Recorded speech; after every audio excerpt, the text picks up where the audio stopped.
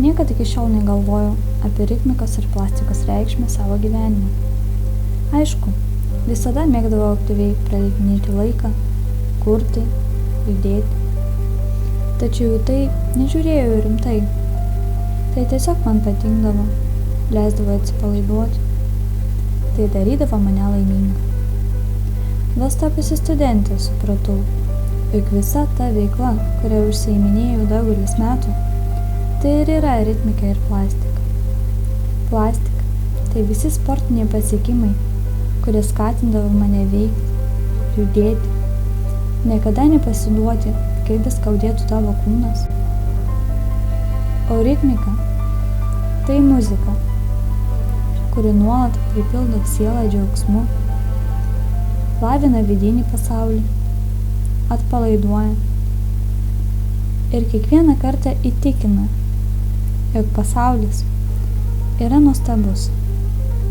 Reikia tik tai tą pastebėti.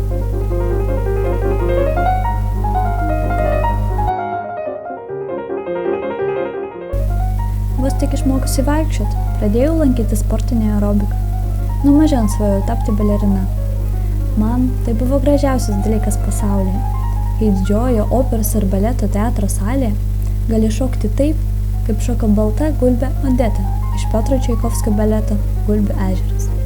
Kai girdėdama muziką pastebi, kad kūnas pradeda visiškai kitaip elgtis, kuriant pasakiško grožio įvairių judesių kompoziciją. Deja, neilgai truko mano užsiėmimas sportinė aerobika. Kai man sukako 8, susipažinau su dar labiau nuostabiu dalyku. Tai buvo muzika.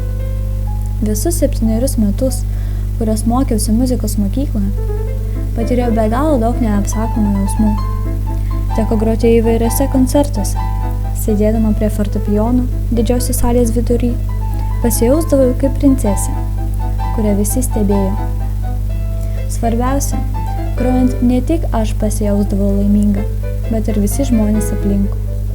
Nuo to laiko muzika tapo neatsiejama nuo mano gyvenimo ir iki šiol pripildo mano sielą džiaugsmu. Kai baigiau muzikos mokyklą, pradėjau vėl domėtis sportu, ypač čiuožimu ir slidinėjimu. Kadangi šie dalykai man puikiai sekėsi, 2014 metais vasario mėnesį man atiteko nuostabi galimybė nuvažiuoti į Lenkiją į mėgėjų Polonijos žiemos žaidynes, kurios vyko kalnuose. Tai buvo nepakartojama mano gyvenimo savaitė. Susirinko labai daug dalyvių iš viso pasaulio, buvo labai daug kamerų. Jaučiausi kaip tikra sportininkė, o ne mėgėja. Turėjome labai daug judėti. Man atiteko nuostabi galimybė išbandyti save čiuožime, slidinėjime, kur turėjome važinėti labai dideliais kalnais. Taip pat išmokau važinėti snieglente. Aišku, daug kartų pargriūdavau, bet vis tiek finišą pasiekiau. O čiuožime laimėjau netgi 3 vietą. Dalyvaudama žaidynėse, pamačiau, kiek džiaugsmo teikia sportas. Ypač tas, kuris patinka, kuriame jautiesi geriausiai. O svarbiausia, supratau, kad kiek kartų nebegriūtum, visada reikia atsikelti ir siekti finišo. Tačiau ir tada mano ryšys su ritmika ir plastika nedingo. Baigusi mokyklą, įstojau į Vilniaus kolegiją, kur dabar 1 kurse studijuoju gestų kalbos vertimą.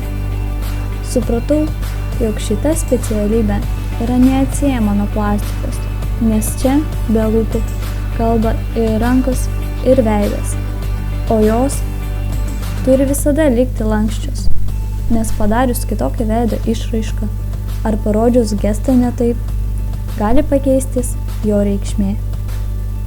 Tad labai džiaugiuosi, jog pasirinkau šią specialybę, kuri yra taip glaudžiai susijusi su ritmika ir plastika. Nes būtent ritmika ir plastika pakeitė mano asmenybę. Plastikos dėka pradėjau labiau pasitikėti savimi. Supratau, kiek džiaugsmo teikia sportas, o ritmika parodė man nepakartojamą muzikos pasaulį, kuriame kiekvieną kartą atrandu sielos ramybę ir įsitikino, jog pasaulis yra nuostabus.